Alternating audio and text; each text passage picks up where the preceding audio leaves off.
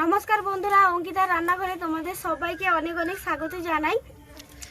বন্ধুরা, বাড়িতে মাছ মাংস না যদি থাকে, ডিম আর মুসুর ডাল দিয়ে একটা সুন্দর রেসিপি বানানো যায়, সেটাই আজকে তোমাদের দিকে দেখাবো।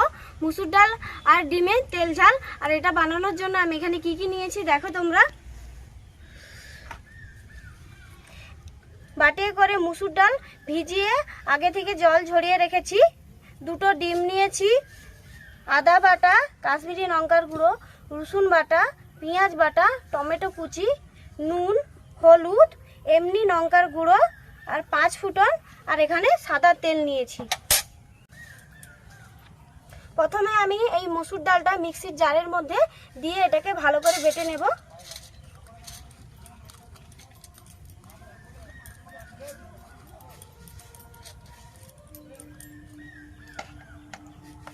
সামান্য পরিমাণ একটু জল দেব। দেখো বন্ধুরা, এটা বাটা হয়ে গেছে। এটাকে এবার জালের মধ্যে আমি ঢেলে নেব।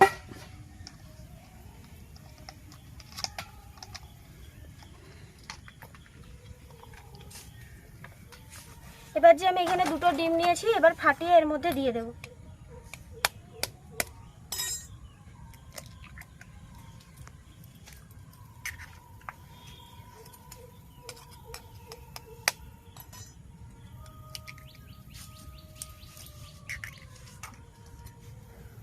এবার এর মধ্যে সামান্য পরিমাণ নুন,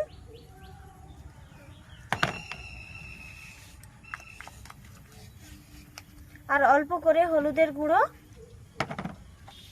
আর অল্প করে একটু সামান্য লঙ্কার গুঁড়ো দিয়ে এটাকে ভালো করে মাখিয়ে নেব।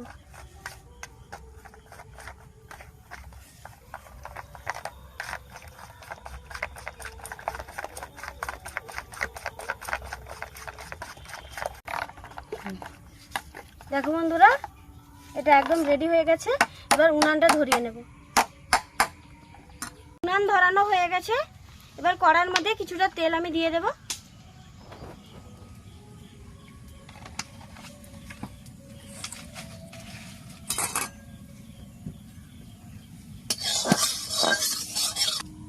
তেলটাও গরম হয়ে গেছে। এবারে এর মধ্যে কিছুটা দিয়ে দেব।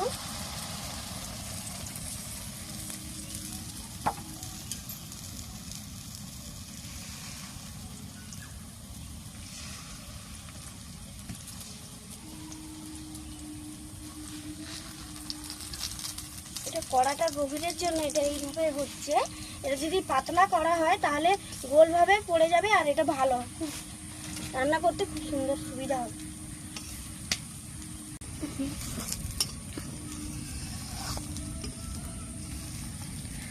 এক সাইড হয়ে গেছে, এটাকে আমি এবার উল্টে দেব। দুই দিক লাল করে ভেজে নেব। দেখো বন্ধুরা, আজকে বাইরের ওয়েদারটা খুব সুন্দর, মেঘলা করে আছে আর খুব সুন্দর ঠান্ডা বাতাস হচ্ছে।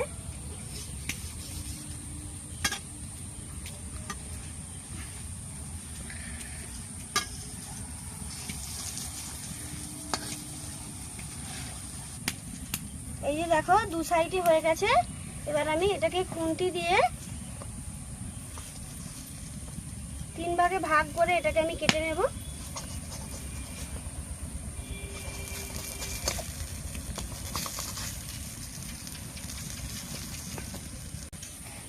দেখো বন্ধুরা, এইভাবে আমি করে নিয়েছি। এবার এটাকে নামিয়ে নেব।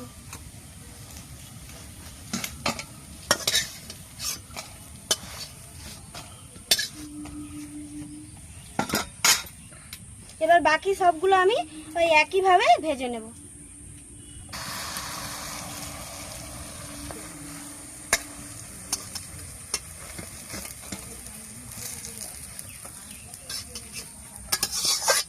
এটা গরম হয়ে গেছে। এবার কড়ার মধ্যে কিছুটা তেল দিয়ে দেব।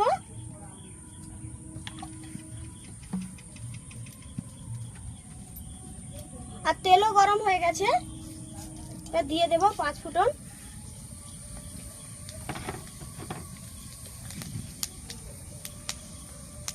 পেঁয়াজ বাটা,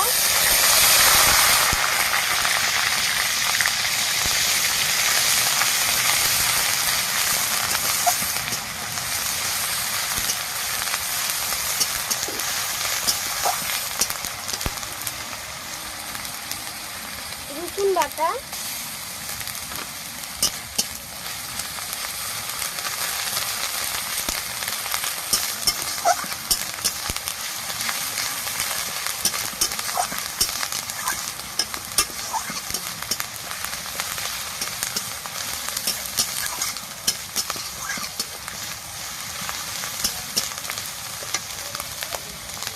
আদা বাটা,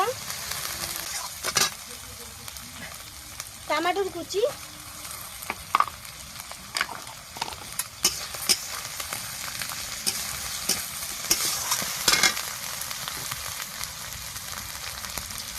টমেটোটা যাতে তাড়াতাড়ি গলে যায় সেই জন্য অল্প করে নুন দেব।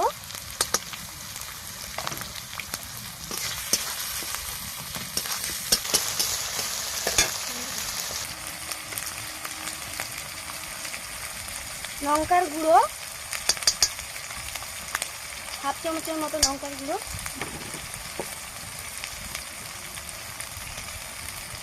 আর একটা সুন্দর কালার হওয়ার জন্য আমি কিছুটা দিয়ে দেবো কাশ্মীরি লঙ্কার গুঁড়ো।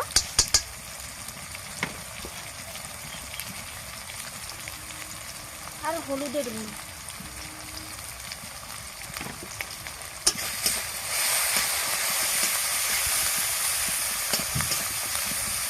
এবার অল্প করে একটু জল দেব, জল দিয়ে মশলাটা ভালো করে কষিয়ে নেব।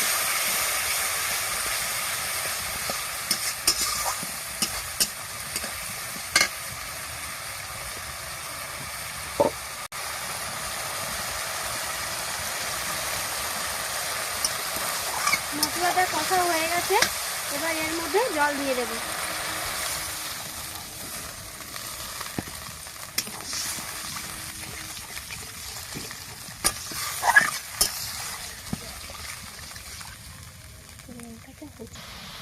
এটা ফুটে উঠে গেছে, এবার এই ডাল আর ডিমের ভাজাটা এর মধ্যে দিয়ে দেব।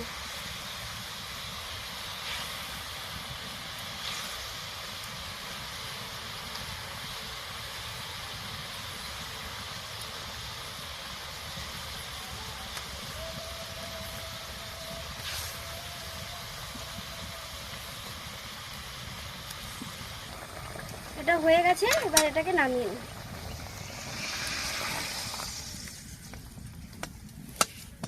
দেখো বন্ধুরা, ডিম আর ডালের তেল ঝালটা একদম রেডি হয়ে গেছে। আর দেখো এটা পুরো মাংসের মতোই লাগছে। আর বাড়িতে মাছ মাংস না থাকলে এই রান্নাটা এইভাবে তোমরা তৈরি করে খেয়ে দেখবে, এটা খেতে খুবই ভালো লাগে। আর গরম ভাতে তো অসাধারণ লাগে। তো বন্ধুরা, রান্না করে এটা কমেন্ট করে জানাবে যে এটা কেমন হয়েছে।